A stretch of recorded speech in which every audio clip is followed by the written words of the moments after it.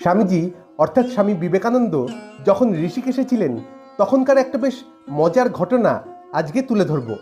আমরা জানি সেই সময় কঠোর তপস্যায় এবং দীর্ঘদিন ধরে অনাহারে থেকে বা খাওয়ার কোনো ঠিক না থাকায় স্বামীজি প্রচণ্ড দুর্বল হয়ে যান, শারীরিক অবস্থা একদম খারাপ হয়ে যায়। তো সেই সময় বেশ কয়েকদিনের জন্য স্বামীজির জ্বর হলো এবং জ্বরে এতটাই কাবু হয়ে যান তিনি যে ঠিক মতন উঠে বসতে পর্যন্ত পাচ্ছিলেন না। কিছু খাওয়া তো দূরের কথা, আর মুখে রুচিও নেই কিছু খাবেন যে। তো এইভাবে কয়েকদিন কাটলো এবং কয়েকদিন পর যখন জ্বরটা সেরে গেল তখন ওনার ইচ্ছে হলো খিচুড়ি খাওয়ার, এবং তিনি গুরু ভাইদের বললেন যে আমার না খিচুড়ি খেতে খুব ইচ্ছে করছে। গুরু ভাইদের মধ্যে রাখাল মহারাজও ছিলেন। তো রাখাল মহারাজ এবং অন্যান্যরা সবাই মিলে ডাল চাল বা যা যা লাগে খিচুড়ি করতে সেই সব জোগাড় করতে ব্যস্ত হয়ে পড়লেন এবং সব জোগাড় করে নিজেরাই খিচুড়ি বানানোর চেষ্টা করলেন। তো এর মধ্যে রাখাল মহারাজ করলেন এক কাণ্ড। তিনি ভাবলেন নরেনের মুখে তো কিছু ভালো লাগছে না, এক কাজ করি খিচুড়ির মধ্যে একটু মিষ্টি দিয়ে দিই, তাহলে ওর হয়তো খেতে আরো ভালো লাগবে। এই ভেবে তিনি একটু মিষ্টি দিলেন না, এক ডেলা মিছরি ওই খিচুড়ির মধ্যে দিয়ে দিলেন এবং তৈরি হলো মিষ্টি খিচুড়ি। কিন্তু এই নিয়ে সমস্যা তখনই হলো যখন জানা গেল যে স্বামীজি ঝাল খেতে পছন্দ করেন, মিষ্টি পছন্দ করেন না। যত ঝাল ঝাল হবে তত স্বামীজির প্রিয় হবে।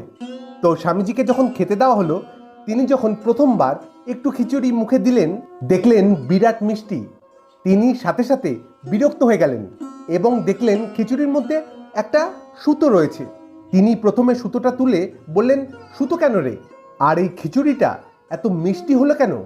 তখন সকলে মিলে বলতে লাগলেন, তোমার যাতে ভালো লাগে তাই তো রাখাল একদলা মিছরি এর মধ্যে দিল।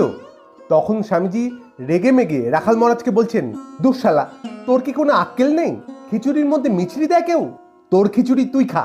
এই বলে তিনি আর খেলেন না এবং রাখাল মহারাজও গোসা করে মুখ ফুলিয়ে বসে রইলেন, মুখে কিছু বললেন না। সেই ছোট্ট বালকের মতন, যেন কত অপরাধ করেছে তাই মুখ তুলে তাকাতে পারছেন না, তাই মুখ নিচু করে গোসা করে বসে রইলেন গো ধরে। মানে ভালো করতে গিয়ে খিচুড়ি খাওয়ার শখ একেবারে মিটে গেল। অবশ্য পরবর্তীকালে এই নিয়ে গুরু ভাইদের মধ্যে বেশ মজা হতো। মানে যখনই এর পরে মঠে কখনো খিচুড়ি রান্না করা হতো তখনই গুরু ভাইরা নিজেদের মধ্যে এই বলে মজা করতেন যে এটা কি নর্মাল খিচুড়ি নাকি ঋষিকেশের খিচুড়ি, আর সঙ্গে সঙ্গে সকলে মিলে হেসে উঠতেন। এমনকি স্বামীজি নিজেও এই নিয়ে অনেকবার কৌতুক করেছেন। তো চরম কষ্টের মধ্যেও যখন ঠিক মতন খাওয়া হচ্ছে না, কষ্টের মধ্যে দিয়ে জীবন যাচ্ছে, সেই সময়ও কতটা হাসি মজা করে এনারা জীবন কাটিয়েছেন। এর থেকে আমাদের এই শিক্ষাই নিতে হয় যে জীবনে যতই কঠিন পরিস্থিতি আসুক ভেঙে পড়তে নেই। নিজের ভিতরের প্রাণশক্তি, নিজের বালক স্বভাব কখনো ত্যাগ করতে নেই। ওই কঠিন সময় এই স্বভাবগুলোই, এই মজাগুলোই বেঁচে থাকার রসদ হয়ে দাঁড়ায়। আজ এই পর্যন্ত, আবার দেখা হবে অন্য কোনো আলোচনায়। ভালো থাকবেন, সুস্থ থাকবেন। ধন্যবাদ। জয় স্বামীজি।